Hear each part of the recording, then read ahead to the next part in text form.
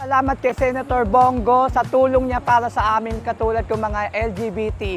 At nagpapasalamat din po ako kay Senator sa kanyang tulong sa Malasakit Center. Maraming salamat po, Senator. Sana patuloy niyo po kaming tulungan.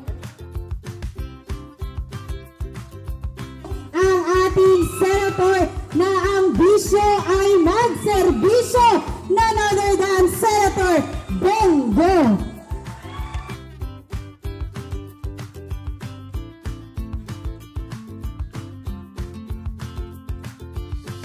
Alam niyo, parati kong narinig na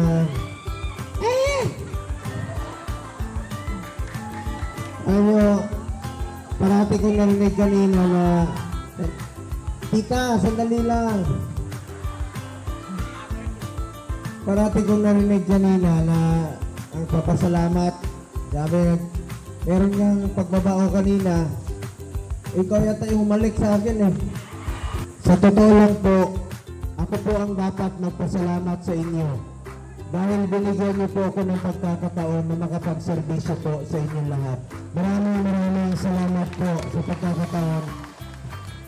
Mga kababayan ko, gusto ko pong pasalamatan ng Dole sa programang Tupad. Yan po yung programang isinulong natin noon na pinatuloy po ngayon.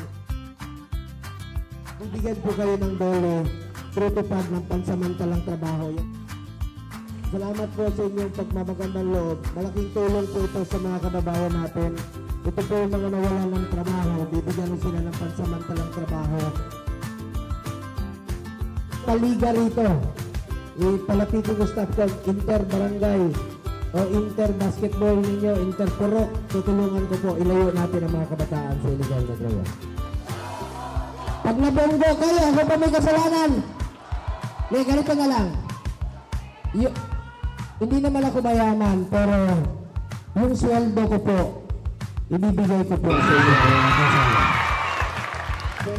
So, paghati-hatian nyo na lang. Sige po, mag-iwan ako ng pamasahe nyo. Huwag niyo bilang alak, ha? Ako po ang inyong Senator Kuya Bongo. Patuloy na magsaservisyo sa inyong lahat.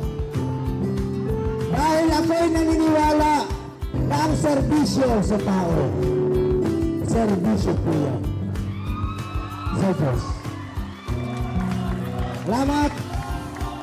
Salamat ha! Tandaan niyo po, mahal na mahal po kayong lahat. Maraming salamat po.